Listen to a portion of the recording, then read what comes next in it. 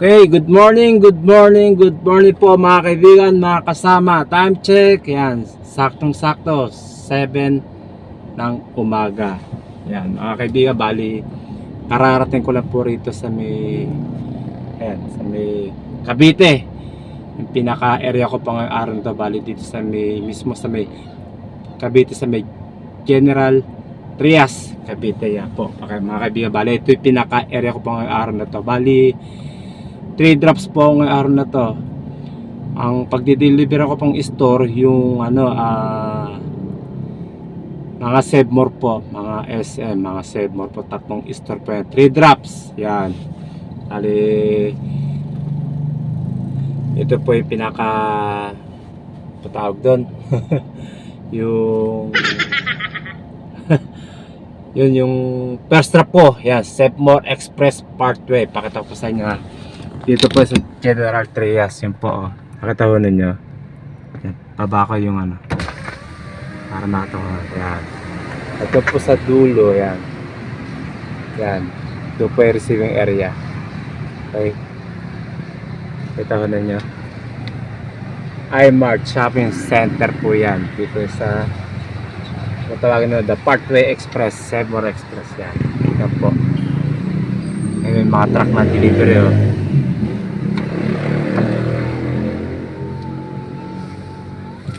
Pa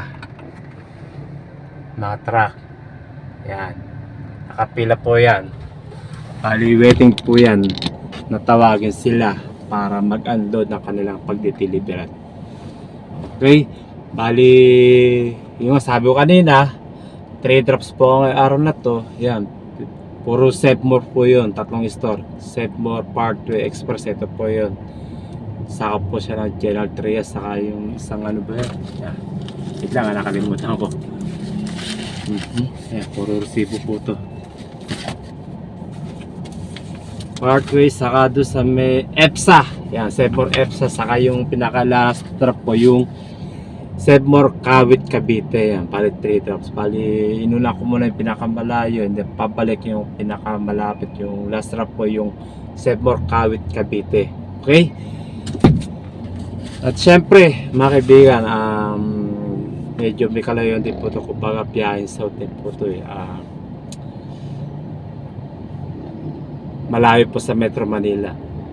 Sabi ko nga, pagka Metro Manila area po yung area ko, yung biyahe ko po, ang bayad sa akin sa sedan rate po, kotse, 1,590. Pero pagka lumabas sa Metro Manila, yung layo, yun po medyo may kalaki po na bayad nyo, kasi yung po may kalayon din po yun, para biyahin south po to. So ang ibabayad po sa akin dito ni tracking, yan mga kaibigan, nagkakalaga ng, ayun, teka, wait, kamerasta na ako rito, yan, 2,590 pesos, yan, 2,590 pesos po, yun po ang babayad sa akin ni tracking. Yan, so malayo nga po, bali from sa amin, current location ko, bahay namin hanggang dito, lumalabas na kulang 2 hours ang biyahe ko po. Bali umalis po ako kanina ng mga mag-alas 5, sakto ang alas 7. Yes, kasama ng traffic, nabutan din ako traffic, namaga na ako Okay, mga kaibigan, 2,590 po ang babayad sa akin dito ni tracking, ha. Bali para sa akin, panalo na po to, pwede na po. Bali yung 590, yun ang panggagas ko. So I think sobra na po yun, kumbaga balikan na po yun. Then yung 2,000 natira, yun po yung take home ko, yun po yung kinita ko ngayon, kikitain ko ngayong araw na to. Yan, so pwede na kaysa sa minimum wage sa Metro Manila. Di po ba? 645 yata yan. Yan po, 8 oras na ito. Baka before lunch o after lunch, tapos na ako. Sigurado po yun. Pagka sinuwerte pa, mabilis ang biyahe, yung receiving ng deliver namin, alam before lunch, tapos kagad ako nito. Okay?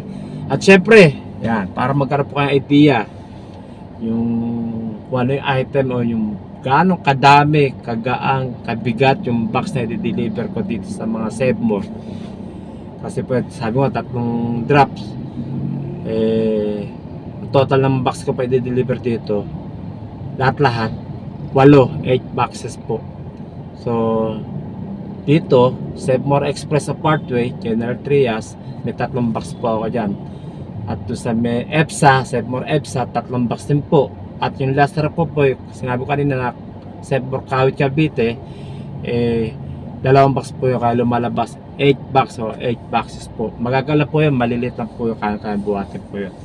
So para mas maganda, ipapakita ko po sa inyo yung yung 8 box na pa di-deliver ko sa 3 store. Okay? Para magkaroon kayo may idea, para makatahunan niya. Kasi nga kotse lang po dala ko. Syempre yung ikakarga ko rito na galing sa warehouse, yung kakasya lang po sa compartment ng sasakyan ko. Di po ba?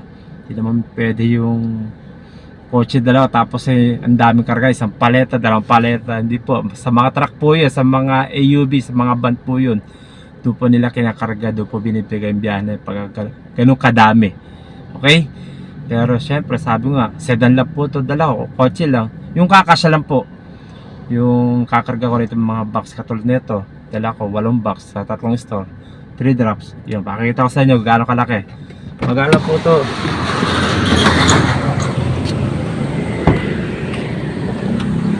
Yan po. Ayan o. Ito yung 3 box na deliver ko dito sa Save More Express Parkway 1, 2 to 3. Yan, papakita ko sa inyo yan ha. Pero total box pa ito pa may ibang kasama. Tulad nito, napakagaang. Naikit. Yan, yan. Magkang po yan. Yan. Nabubuhat tayo isang daliri ko. Ay, isang kamay ko. Ayan o. Yan, okay. Yan po, bali 8 box po yan. Yan, ganyan kadami. Kaya buhatin, mabigat lang. Magalang po yan. Ayan ako. Ayan, bukas na yata oh. Naririnig na yung pagtaas ng roll up. Bukas na. Yung store ng Save More.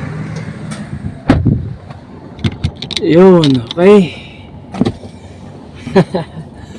Yun po mga kaibigan, gano'n po diskarte ko dito sa tracking, yung kitaan po rito, yung biyahe ko po rito, yung pag-deliver ko rito sa mga store.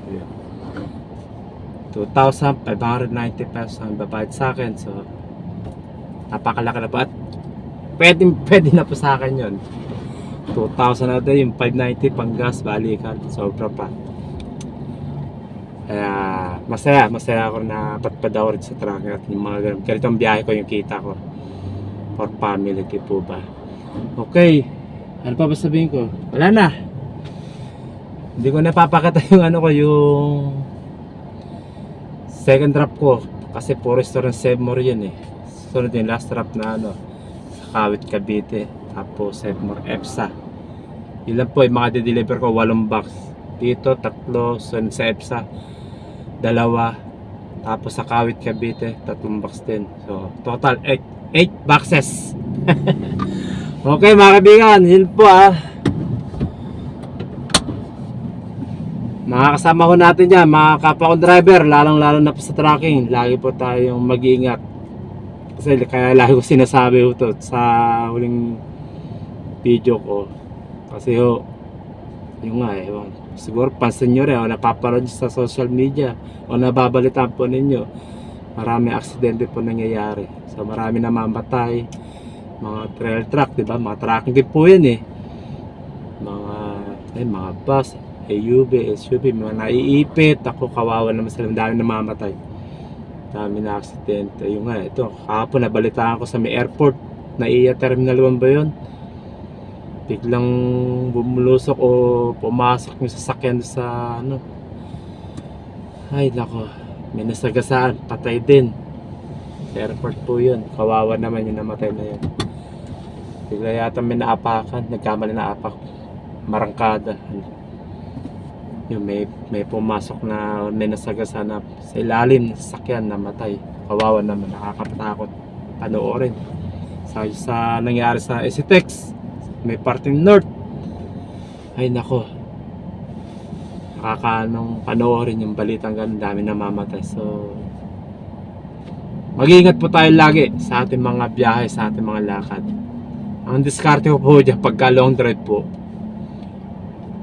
pagka ako inaantok, bumibigat yung mata ko, napapapikit, ang ginagawa ko diskarte ko dyan, tinatabi ko sa sakyan sa gasoline station, sa fast food chain na katulad ng Jollibee, McDo, ano pa, KFC, sa may parkingan po nila.